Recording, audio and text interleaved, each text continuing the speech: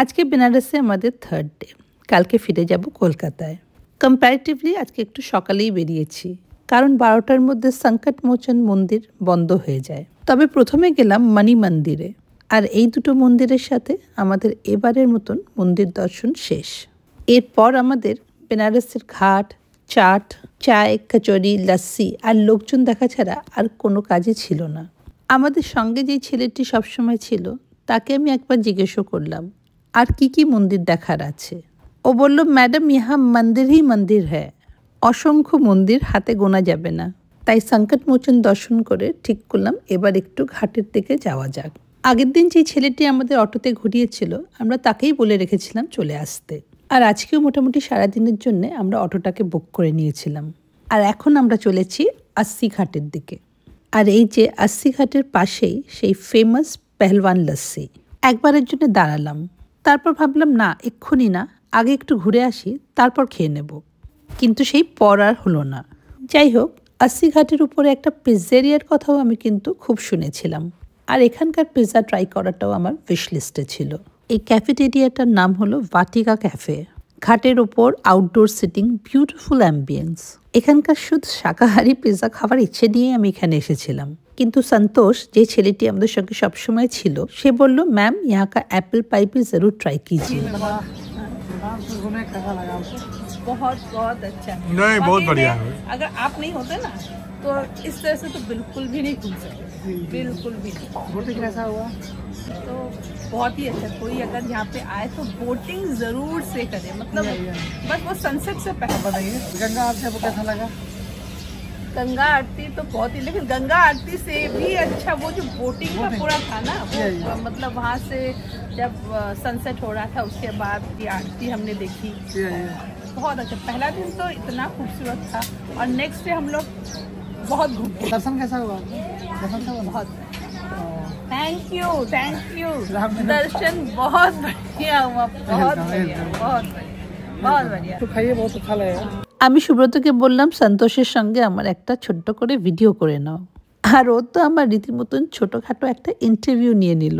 আর এই দেখো would ফায়ারে mind blowing pizza. খাওয়া দাওয়া তো হলো, এবার কি? সন্তোষ বলল, চলিয়ে আপকো बनारस का एक और खासियत दिखा लाते हैं, হ্যান্ডলুম শাড়ি। সুব্রত শুনেই বলল, না না ওসব আর দেখে দরকার নেই। আমি বললাম চলো একবার ঘুরে দেখে আসি। আমি কিনবো না, কারণ এবারের উইশ লিস্টে শাড়ি নেই। আগে গেলাম একটা লুমে, সেখানে কোনো শাড়ি তৈরি হতে দেখলাম না। তাছাড়া হ্যান্ডলুম কম, মোস্টলি পাওয়ার লুম। লুমটা দেখে মনে হচ্ছিল এখানে অনেক দিন কোনো কাজই হয়নি। তারপর ওখান থেকে নিয়ে গেল একটা বড় ওয়্যার হাউসে। ওখানে গিয়ে আমার মনে হচ্ছিল সবই আর্টিফিশিয়াল।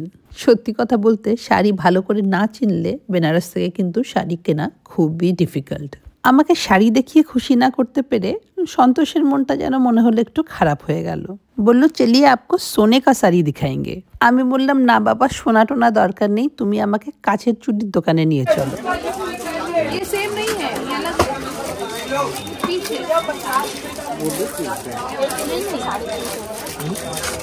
এই চুড়ির উপর আমার একটা ফ্যাসিনেশন আছে, আর এখানে চুড়ির কালেকশন দেখার মতন। কাচের চুড়ি, লাখের চুড়ি, আর আমি যেগুলো ট্রাই করছি সেগুলো মেটালের উপরে, কিন্তু দেখে মনে হবে পুরো কাচের। হ্যাঁ, এই চুড়ি কেনা কিন্তু উইশ লিস্টে ছিল।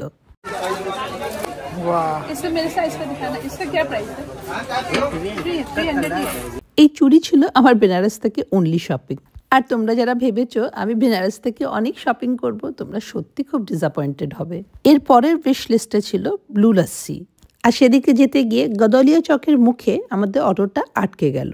সন্তোষ বলল, থোড়া রুকিয়ে, জুলুস নিকল রা হ্যায়। আর তারপর যা দেখলাম, অটোর মধ্যে বসে বসে মনে হলো একটা ফার্স্ট ক্লাস টিকিট কেটে 1 ঘন্টার একটা কার্নিভাল দেখলাম।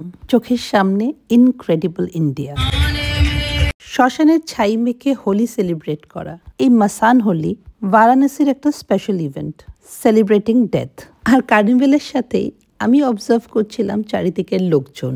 প্রায় 1 ঘন্টার জন্য গাড়ি ঘোড়া সবকিছু আটকে গেল, কিন্তু লোকজনের মাথায় ছিল না কোনো বিরক্তি, না কোনো তাড়া। Banaras is special for many reasons, but mostly for its people.